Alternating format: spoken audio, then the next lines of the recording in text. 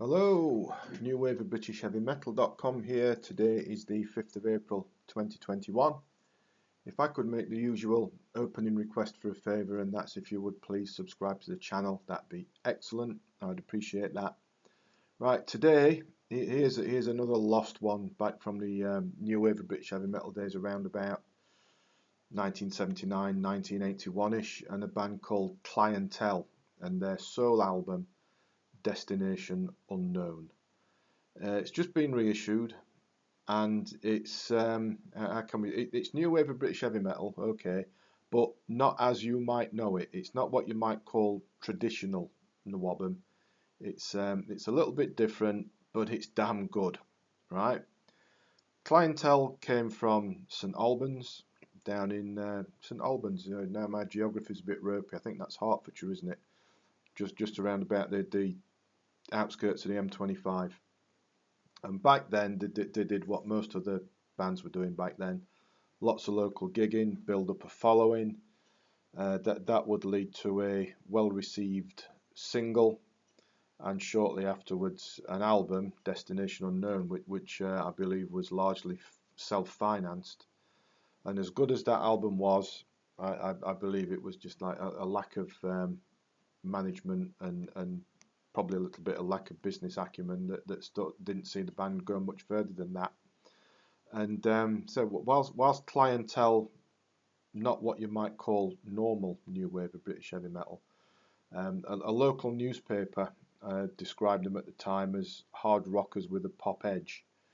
Now that in my opinion, that's kind of true to some extent, but there's much more to it than that. There's much more to Clientelle than that kind of stuff.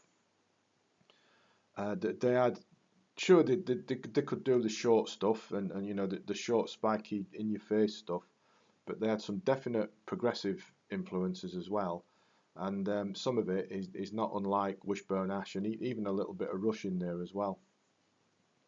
Those hard rockers with the pop edge are a little bit punky as well.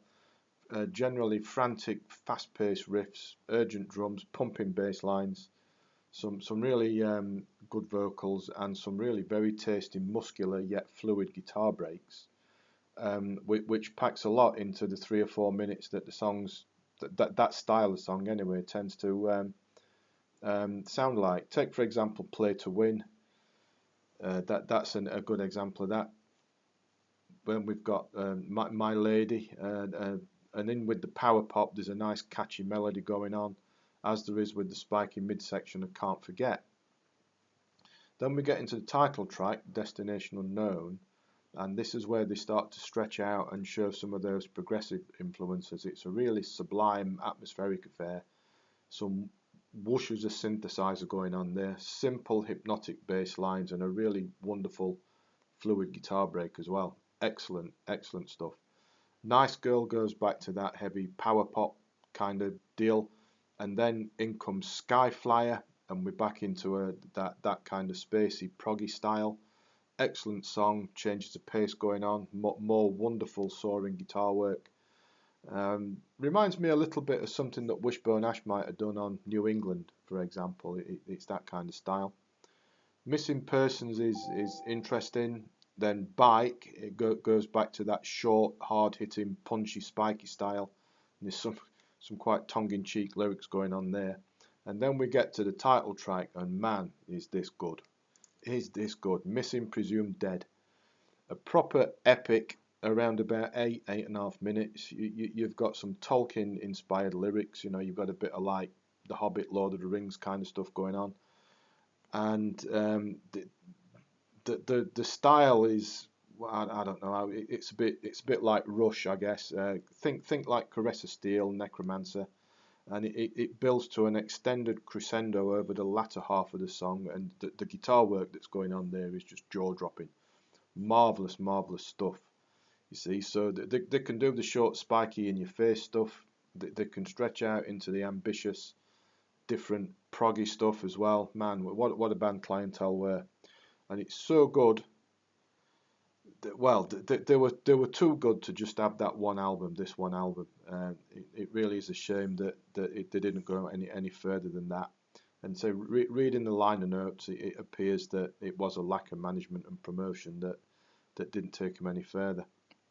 Yes, they were a little bit different to that traditional new wave of British heavy metal, though they could certainly pack a punch with the short, speedy stuff, but yet had the ability and the talent and the songwriting arrangements to stretch out into the more expansive stuff like Destination Unknown, Skyflyer, and particularly Missing Presumed Dead. Now, this reissue is available in various formats. I got the CD because I still prefer CDs, and I got that from Sonic Age Records like I normally do for this kind of stuff. But it's also available from the label's Bandcamp page in other formats. I'll put a link in the description below to Sonic Age Records and the Bandcamp page if you'd like to go and check them out and get a copy for yourself in whatever format is your preference. And also a link back to the post on the website if you'd like to check that out. So there we are, Clientelle Destination Unknown, excellent stuff. Please subscribe to the channel if you haven't already, that'd be excellent. And as always, thanks for watching, thanks for listening, and take care.